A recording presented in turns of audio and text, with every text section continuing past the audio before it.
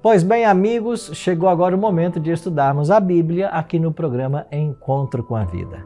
Estamos numa série muito especial chamada Nisto Cremos, e nesta série nós estamos conhecendo as 28 crenças fundamentais da Igreja Adventista do Sétimo Dia. E a cada dia estamos aprofundando o nosso conhecimento na Palavra de Deus.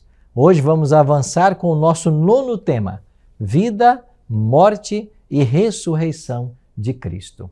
Qual a importância desses eventos no plano, no projeto de Deus para a salvação da humanidade? Mas antes de avançarmos no estudo de hoje, eu sempre tenho um convite muito especial a fazer para você. Se você gosta desse programa, você está sendo convidado a apoiá-lo financeiramente. Você pode fazer a sua doação para nós mantermos esse programa no ar. E a doação pode ser feita através de uma chave Pix, que é um e-mail que nós criamos, doe@primeirodeus.com.br. Pegou aí? doe@primeirodeus.com.br. Pastor, quanto tem que ser a minha doação? Há um valor específico? Não há. Quanto você desejar. O valor que você puder doar vai ser de grande ajuda para o nosso programa. Não importa o valor, o importa é termos você participando desse projeto de salvação. Por isso, faça a sua doação agora. doe@primeirodeus.com.br. E muito obrigado, a nossa gratidão imensa a você que já apoia o projeto, que já tem feito as suas doações. Vamos avançar no estudo? Mas antes de começarmos a estudar esse livro maravilhoso, a gente sempre tem o hábito de orar. Eu queria convidar você para nós orarmos mais uma vez. Ora comigo? Nosso Pai, muito obrigado por estarmos reunidos mais uma vez e tendo a Tua palavra diante de nós. Queremos estudá-la, mas não podemos compreender as verdades e os mistérios que ela encerra, a menos que o Teu Espírito seja o nosso guia. Por isso queremos convidar ao Deus e Espírito Santo, que seja o nosso professor mais uma vez. Pedimos isso em nome de Jesus. Amém. Obrigado por ter orado comigo. Uma vez convidado o professor Espírito Santo, vamos avançar nessa temática tão importante. Esse tema da salvação de Deus através de Cristo. A palavra de Deus revela um Deus que manifesta incomparável interesse pela salvação da humanidade. Os membros da divindade, Pai, Filho e Espírito Santo, alinharam-se na tarefa de trazer as pessoas de volta ao relacionamento e união com o seu Criador. Isso ficou muito claro em João 3,16. Esse verso de João 3,16 pode ser considerado o verso áureo da Bíblia. E é bem provável que você saiba ele de cor, né? Porque Deus amou o mundo, isso mesmo, de tal maneira que deu seu Filho único, unigênito, para que todo aquele que nele crê não pereça, mas tenha a vida eterna. Vimos aqui essa semana que por causa do pecado o homem se afastou de Deus, perdeu o paraíso. Mas Deus tanto amou ao ser humano que não permitiu que ele morresse como consequência da sua desobediência. Um plano de salvação foi estabelecido. Vimos em Gênesis 3, verso 15, a primeira promessa de um Messias. O Messias seria enviado, o descendente da mulher. E esse descendente da mulher, um dia, esmagaria a cabeça da serpente. Esse descendente é Cristo. E no tempo aprazado, como diz Paulo, Gálatas 4:4, na plenitude do tempo, Deus enviou seu Filho, nascido de mulher. No estudo de hoje, vamos compreender um pouquinho mais a respeito da vida, morte e ressurreição de Jesus Cristo. Já vimos um pouquinho a respeito da encarnação, o mistério da encarnação, mas temos que avançar nesse conhecimento. Por isso, vamos então pegar a nossa Bíblia e entendermos um pouquinho mais sobre essa iniciativa divina para salvar a humanidade. Quando Adão e Eva eles pecaram, Deus tomou a iniciativa de ir procurá-los. E em meio à situação de completa desesperança em que eles se achavam naquele momento, Deus lhe expôs um maravilhoso plano que lhes garantiria a vitória final sobre o pecado. E esse plano seria enviar Cristo para morrer no lugar, um substituto. O Messias seria um substituto. Assim, o caráter de Deus se revela de uma forma inigualável e ele mescla a justiça e a graça, uma disposição enorme de perdoar e uma decidida indisposição de ignorar a culpa. Somente na pessoa de Cristo é que podemos compreender como essas qualidades de caráter podem ser conciliadas uma com a outra, a graça e a justiça. Porque ao mesmo tempo Deus é justiça. O pecado não pode permanecer impune, mas ele é graça. Ele não quer que o pecador morra. Para equalizar essa situação, Deus então proveu um substituto para o pecador. Cristo paga o preço do pecado, mas o pecador não morre. A graça é estendida para a salvação do ser humano. É por isso que Paulo vai escrever em Efésios 2, verso 8, porque pela graça sois salvos por meio da fé. Isso não vem de vós, é um dom de Deus. Isso mesmo. Nós somos salvos pela graça mediante a fé. Isso não vem de nós, não de obras humanas, para que ninguém se glorie. É um dom de Deus. Você não paga pelo presente que você recebe. O dom não é para ser pago, é para ser aceito. A salvação é assim, um dom gratuito de Deus. Em Cristo, a graça e a justiça são equalizadas. Quando Cristo esteve nessa terra, ele deixou muito claro que o grande desejo de Deus é perdoar. E embora Deus seja misericordioso, ele não pode perdoar aqueles que permanecem no pecado. O perdão possui um propósito. Deus deseja converter os pecadores em pessoas santas. Deus não salva ninguém para continuar no pecado.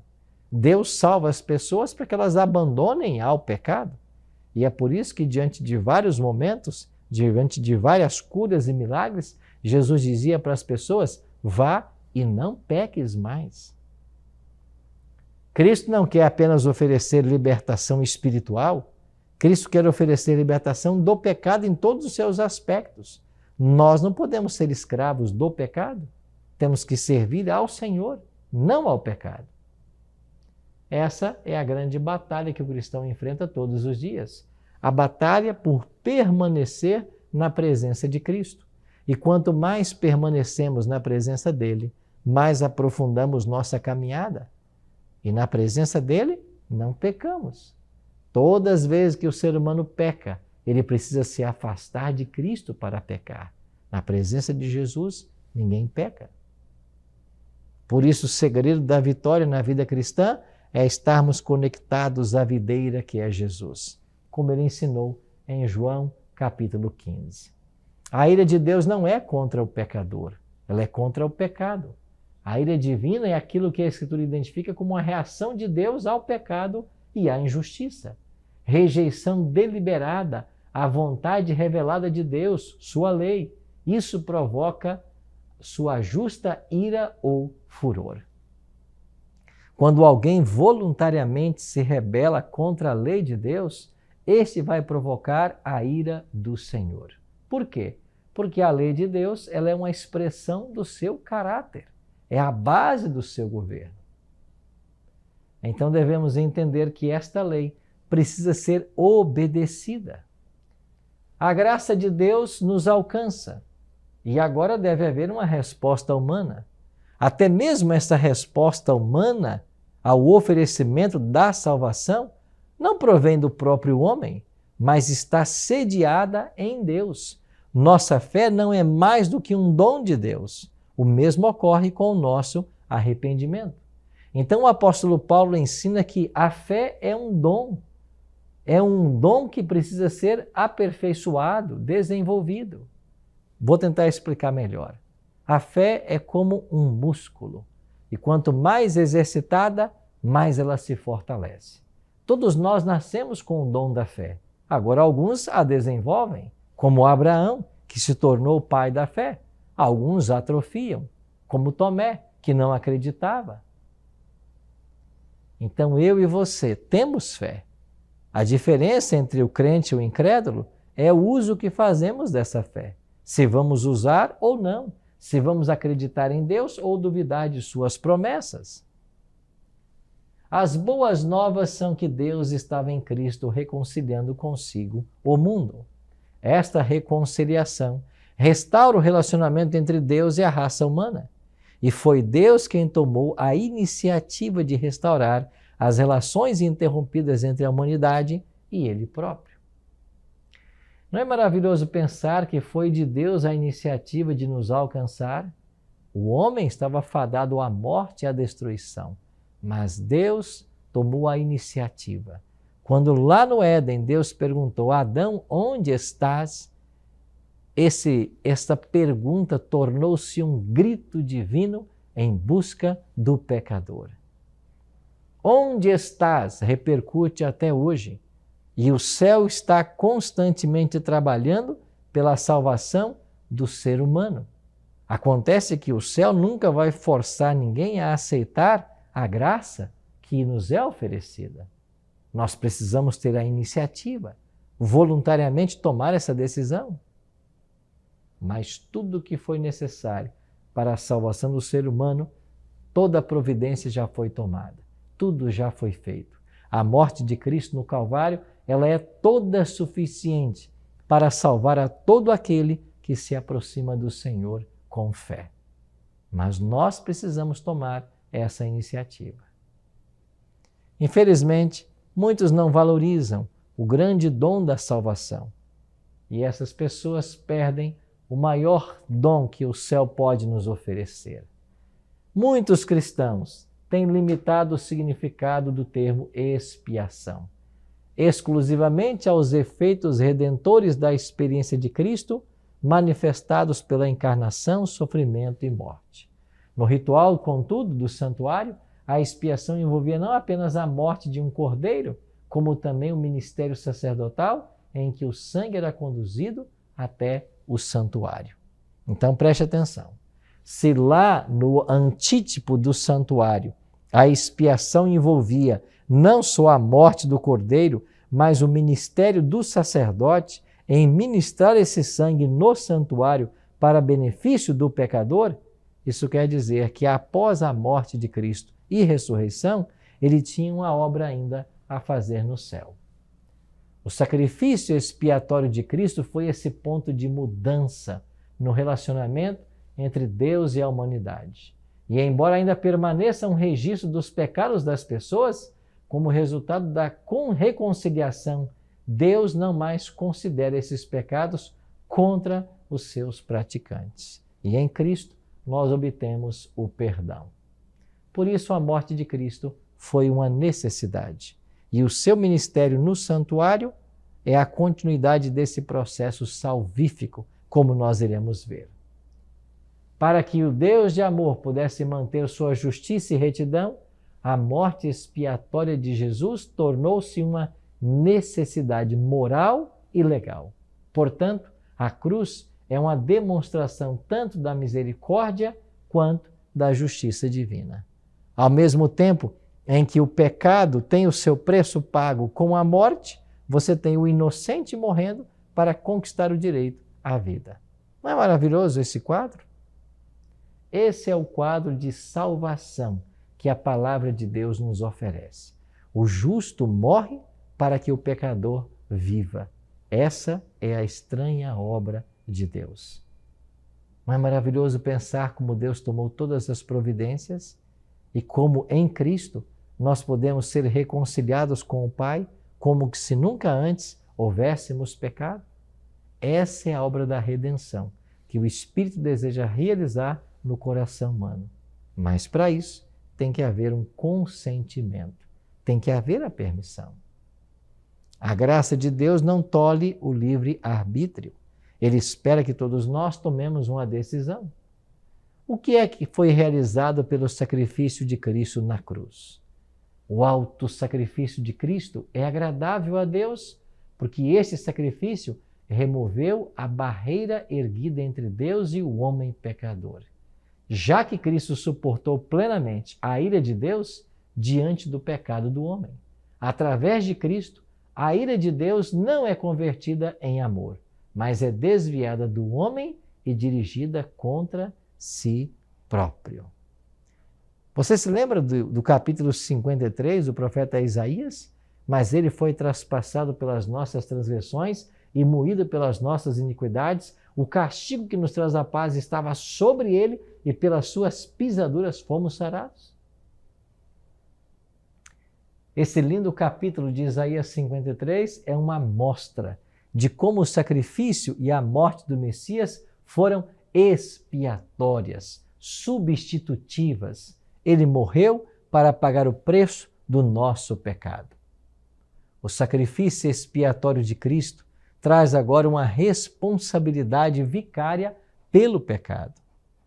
Um importante conceito do plano da salvação: os pecados e culpas que nos macularam podem ser transferidos para aquele que suportou os nossos pecados, tornando-nos puro. Não foi isso que pediu Davi no Salmo 51, verso 10? Não retires de mim o teu espírito, purifica-me, lava-me e ficarei limpo. Perdoa a minha transgressão, o meu pecado.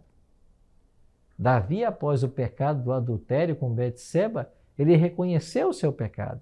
Ele confessou a Deus e ele ora para que Deus purifique seu coração. E todas as vezes que nós oramos pedindo perdão, Deus está disposto a nos perdoar. Aliás, esta é uma oração que Deus sempre atende. Todas as vezes que oramos por perdão, teremos um Deus sempre disposto a nos perdoar. Por quê? Porque é do agrado do Senhor trazer perdão e salvação a qualquer pecador, por maior que ele seja. Por isso Cristo teve que vir a esse mundo morrer em nosso lugar. O seu sangue tem uma função especial, como ensinada pelo típico lá do santuário terrestre. O sangue desempenhava papel central nos sacrifícios expiatórios dos rituais do santuário. O Novo Testamento revela que as cerimônias do Antigo Testamento, que tinham como objetivo obter perdão, purificação e reconciliação através do sangue substituinte, foram cumpridas por intermédio do sangue expiatório de Cristo, sacrificado no Calvário. Como você sabe, Cristo veio cumprir toda a tipologia do santuário. E assim como os animais eram mortos no santuário, Cristo foi morto pagando o preço do nosso pecado. Assim como o sangue desses animais era derramado, Cristo teve o seu sangue derramado. E assim como o sacerdote ajudava o pecador, uma vez o animal morto, em todo o ritual de purificação do pecado, Cristo está nesse exato momento no santuário celestial, como nosso sacerdote, para dar sequência a esse processo de purificação e perdão que nós tanto precisamos. Por isso, meus amados, é maravilhoso ver o plano da salvação sendo colocado em prática. Cristo oferece-nos um resgate. Através de Jesus, que testificou quanto a si próprio não haver vindo para ser servido, mas para servir e dar a sua vida em favor de muitos. Através dele, Deus comprou a igreja com o seu próprio sangue. Isso mesmo, nós fomos comprados por preço. Por isso diz o apóstolo: agora, pois, glorificai a Deus no vosso corpo.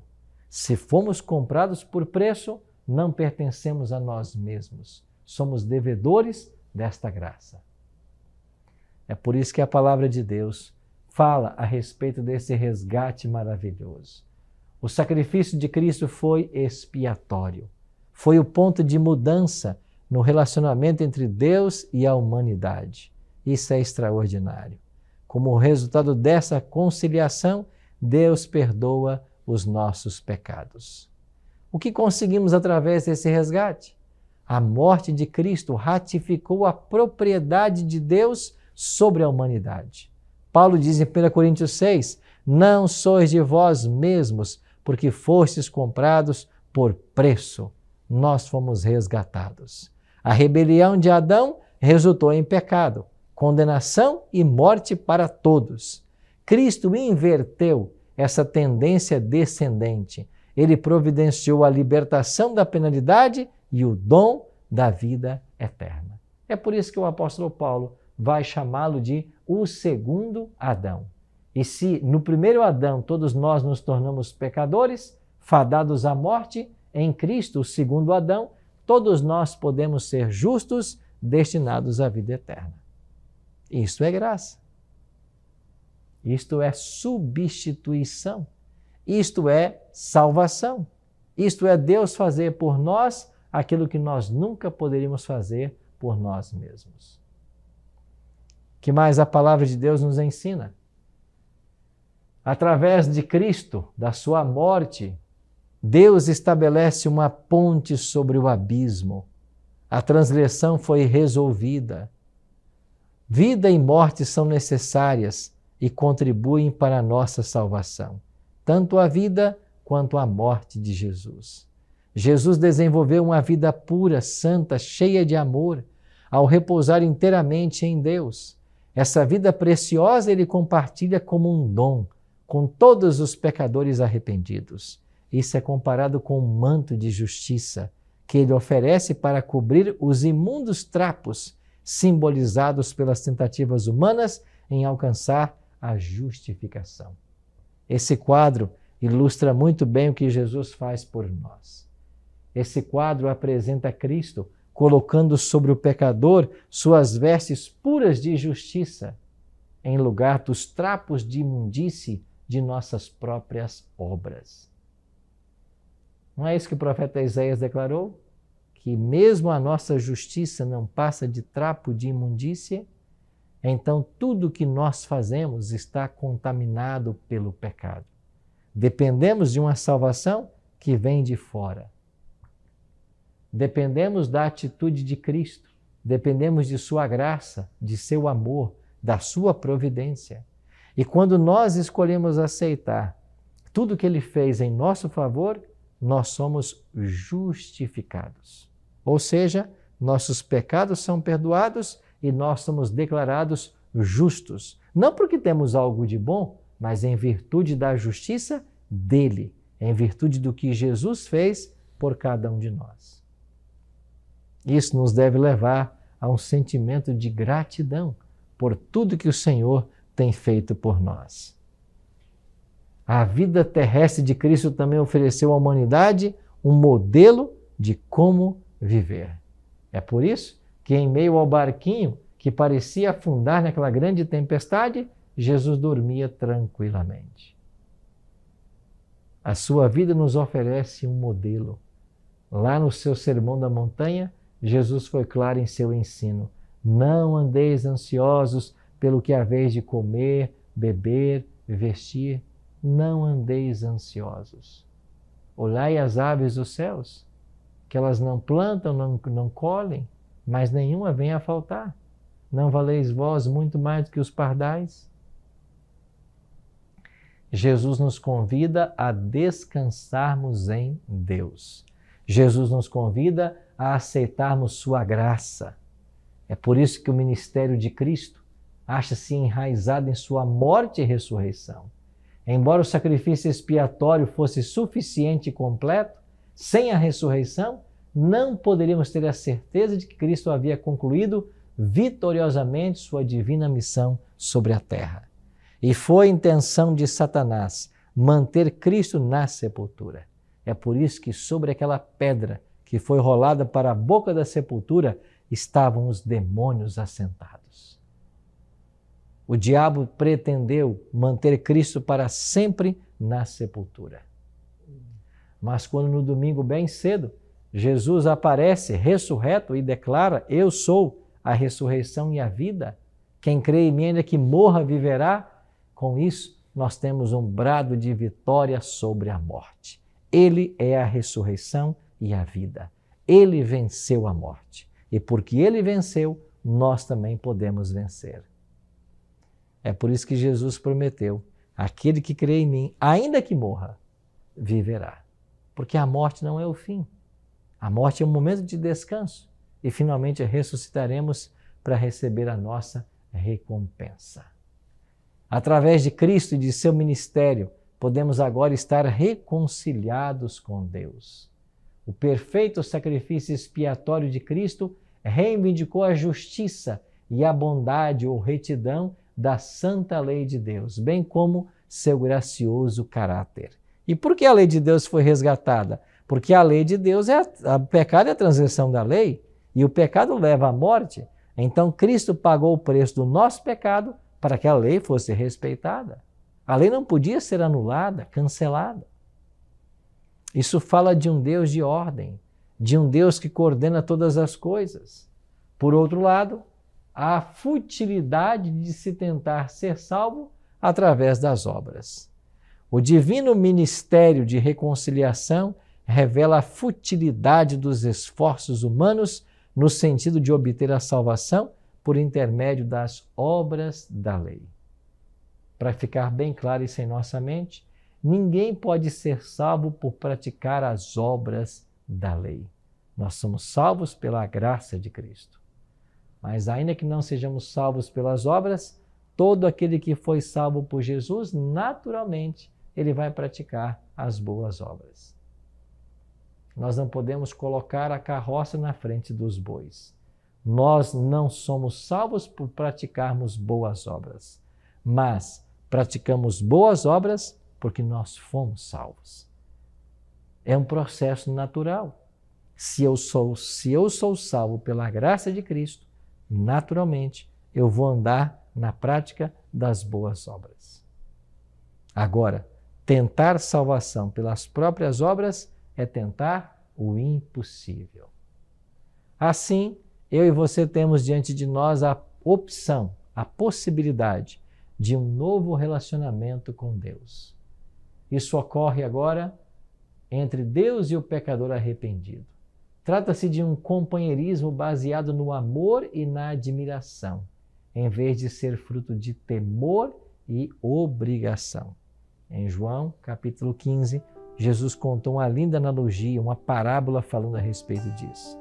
Vós sois os ramos, eu sou a videira. Todo aquele que em mim permanece, esse dá muito fruto, porque sem mim nada podeis fazer. Sabe o que é nada? É nada. Separados de Cristo, nós não podemos fazer nada. Mas graças a Deus, porque Ele já fez tudo o que era necessário para a nossa salvação. O que precisamos hoje? Aceitar aquilo que foi feito por nós. Sim, meu amigo, sim, minha amiga. Tudo o que precisava ser feito para a nossa salvação foi feito na cruz do Calvário.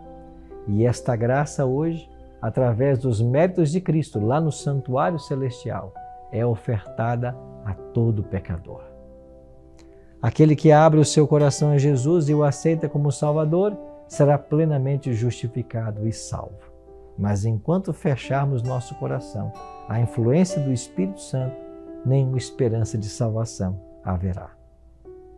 Vamos orar por uma decisão firme ao lado do Senhor hoje. Pai, muito obrigado por Tua palavra que nos revela hoje o quanto Jesus fez para nos dar direito à salvação e à vida eterna.